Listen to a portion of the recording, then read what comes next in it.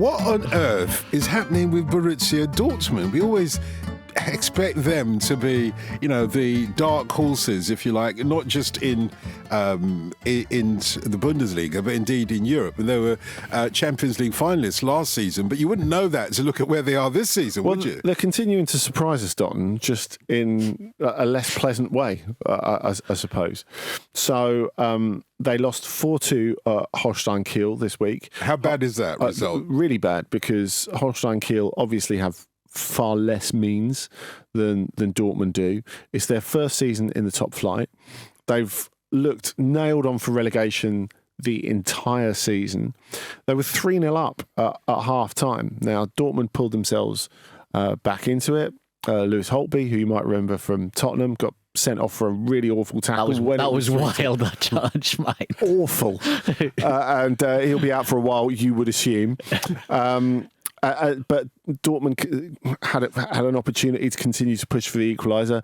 They did, and with Gregor Kobel up, Fita Arp scored from almost the halfway line as Kiel broke from a Dortmund corner. But all the damage was really done in the first half, and Kiel are developing into this fantastic story. They've actually got a chance of staying up now. I still wouldn't bet David's house on it, but Can you stop putting my house on the line, please? I'm not. That's the point I'm making. Make me really nervous here. But I think the fact that Kiel have been able to be more than the sum of their parts really underlined how far Dortmund have fallen. Now, we talked about the turnover of players at Atletico in the last section. Dortmund went out there and got busy in the transfer market last summer. They brought in Valdemar Anton. They brought in Seru Guirassy, the two best players from the team who finished second in the Bundesliga last season, Stuttgart. And Stuttgart are still better than Dortmund by some distance. But I think the reason that the Kiel game threw it into such stark contrast is not just because Kiel are expected to be relegated, but if you look at those resources that Dortmund have, and Phil Harris, who's been really incredible, he's got 7 goals in 9 Bundesliga starts now. The 21-year-old striker for Holstein Kiel, he scored one and made one in the first half. He was playing 4th tier football last season, and this guy shows up and runs the game, and you're getting nothing really out of Guirassy, out of Brandt, who really daftly gave the ball away for the first goal. And I guess this is the first time that it feels like Nuri Şahin, the coach, is under proper pressure. Now, I don't think we can blame it all on him, as we're going to go into, but the club have made an effort to provide him with the players, and it's clear that they're not running through brick walls for him at the moment, which is a real concern. I mean, clearly if you go back to last Friday's game against Leverkusen, you can lose to Leverkusen because they're better than you, although they also have half the budget of Dortmund. Maybe that's something we'll come back to in a little bit. But they're far more established in terms of being a title challenger in the last season or two, and Dortmund had a lot of illness and injuries going into that. They recovered a lot of those players for the Kiel game, and they simply didn't look like they had the appetite. No, it all feels very flat. Relying upon a lot of individual brilliance. I thought there was a shift, I think it was in the second half, and these type of things in games, and when we went to a certain game state, always worry me. I think they went at like a 3-1-6, and there didn't seem to be any pattern or idea around it. It was just a 3-1-6. Yeah, it was kind of just throwing everyone up and hoping something might happen, and it wasn't. It was just a mess. And like I say, Kiel were able to break numerous times. But is that the situation? I mean, I know that's an obvious thing, is to say, what is Nuri Şahin thinking there? But I guess is that part of the baggage that comes with a club of the size of Borussia Dortmund, in that it's impossible to have a game where you're 3-0 down at Kiel at half-time. And, obviously this is not the entire Dortmund problem. There are far more problems than just this one particular game. But if we're looking at this one particular game, if you're 3-0 down, surely it's impossible not to panic in that situation. Yep. I know it's his job not to panic, but it's understandable. Young coach, though, inexperienced. I don't know. Is there an aspect of, if you're Dortmund, but obviously we'll get on to this in a minute. I mean, I know there's a lot riding on Champions League, European qualification and such, given their finances. But isn't there an element of kind of like, we knew what we were signing up for with Sahin? Yeah. There definitely is. I mean, they knew it would be transitional. I'm just not sure if they knew it would be this transitional. Right. Okay. That was my next question. Did they expect it to be this bad right now? No, I don't think so. And there's no sense of progression either. That's the concern. I mean, the results. You can't say the results aren't important when you're Dortmund. They didn't expect to challenge for the league this season, I don't think, but they did expect top 4 with some level of comfort and a sense that there's a bit of direction. Because they did spend a lot of money. And, we've said it before. I know we can say Guirassy only cost 18 million euros because that was a buyout clause that put him at way below his market value. The whole package came out as something like 72. It's a lot of money, and they've gone out there and they've spent a lot of money on players over the last. What it feels as if Jamie Gittins is kind of a bit anachronistic in terms of what they are at the moment. Yeah. They went out and bought those 2 big players last summer. They bought Pascal Gross as well, who's 33.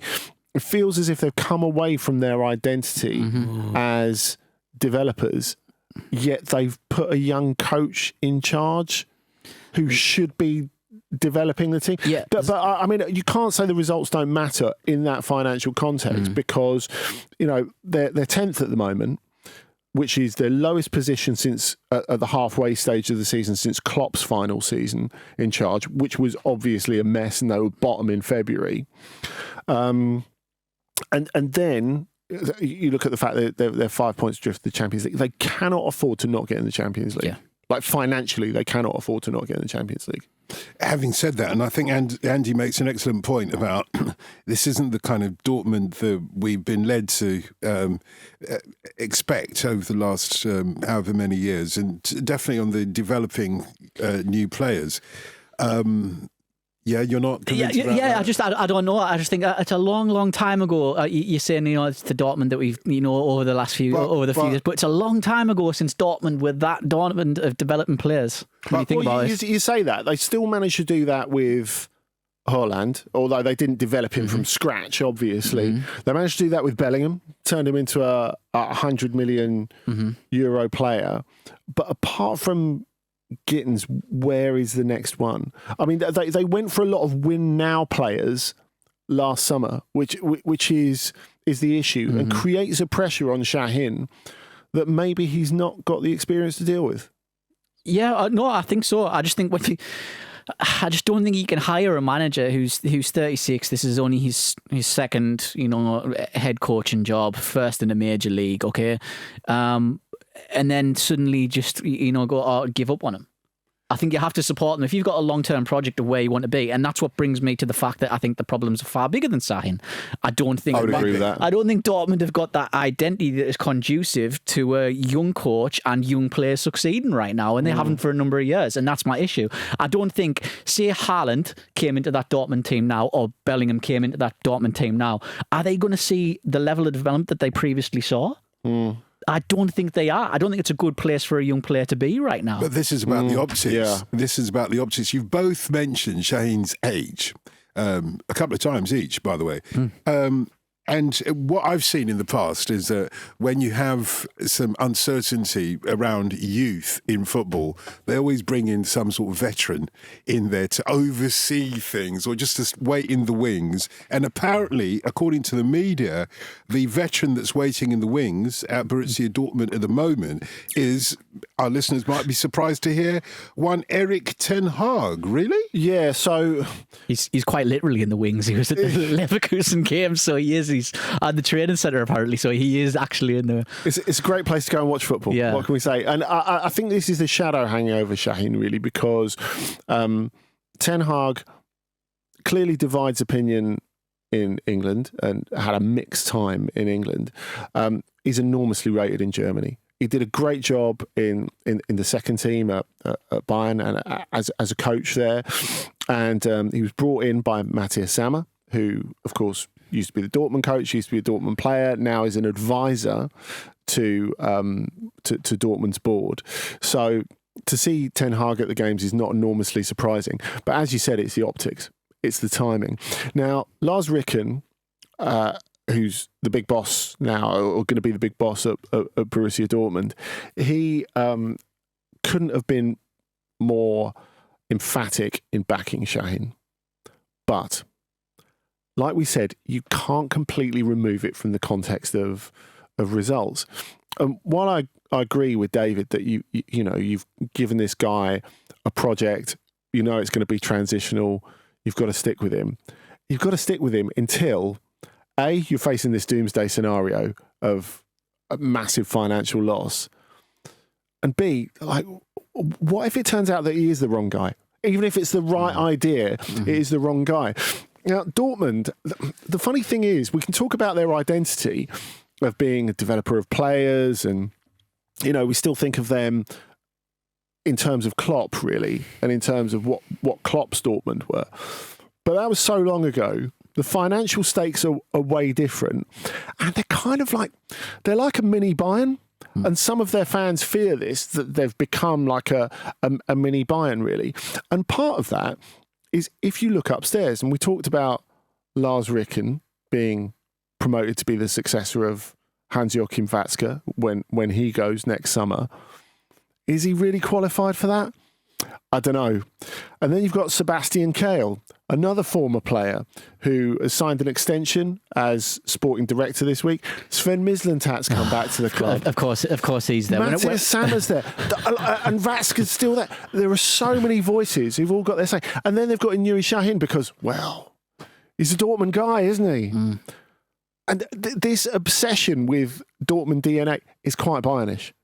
And, you know, even Bayern reached their point with Oliver Kahn and Hasan Salihamidzic, where they're like, yeah, I know they've got the DNA, but maybe they're just not up to it. Let's dump them. Because that's what they had to do. And, you know, it's improved Bayern gently. I don't think they're quite where they want to be just yet upstairs. But in terms of, like, it's great to have people who get what the club are. And Dortmund in particular feel that's really important to, you know, we have to have people who breathe and feel the club and all that sort of stuff. That's a lot of different voices and a lot of different opinions. So how does that come together to provide a really clear strategy? And that is clearly preventing Nuri Şahin from really being able to get to grips with his mission, I think. Without wanting to push him out the door, there's no suggestion that he will be pushed out the door. Like Andy says, he got the backing of the board. However, are there any other contenders, apart from Erik Ten Hag, for that position? I mean, Roger Schmidt, I think he went from Benfica earlier in the season. Well respected in Bundesliga circles. If you're looking to play dynamic sort of football, which is what they were trying to move to when they moved away from Edin Terzic. Yeah, that's right, another Dortmund boy. That's what they were trying to do. They wanted to play more sort of zesty, punchy Dortmund football, really, than they played under Terzic, where the football was all a bit stodgy and wait and see. So if there is an ex-coach, and much as they back Şahin, there's definitely a point where it gets too gnarly and they have to get rid of him, I think. And I don't think that point is really that far in the future. You would have to assume that a Ten Hag or a Schmidt, the other one who's been linked is Sandro Wagner. Yeah, I was going to bring this up, yeah. I mean, which is, I think, really indicative of the fact that we were saying before, there are a load of different voices and a load of different ideas, which is why you don't end up with a clear strategy. Yeah, I mean, maybe Wagner could be great for them. Well, maybe he could, but I think Sahin might actually have more experience than Wagner in terms of being a head coach. This is the thing, and this is why I'm defending Sahin, because I'm kind of like, the problems are so clear at the top of Dortmund. The reason that Sahin is under so much pressure is because they can't miss out on Europe because of the finances. Oh wait, why is the finances in such a bad state? Is that Sahin's problem? No, it's because of years of mismanagement at the club. And this is why it goes beyond him, and I feel it's very rough to be throwing him under the bus already. And that management has left them in a position where it's sink or swim. And if they don't make the Champions League, the consequences are, well, they'll have to sell Gittins, and there's interest in the Premier League, so that's them doing their final big young player, I think. And of course, Gregor Kobel. Who's one of the true leaders they've got, who's one of the best goalkeepers in the world, who's got a big market value too.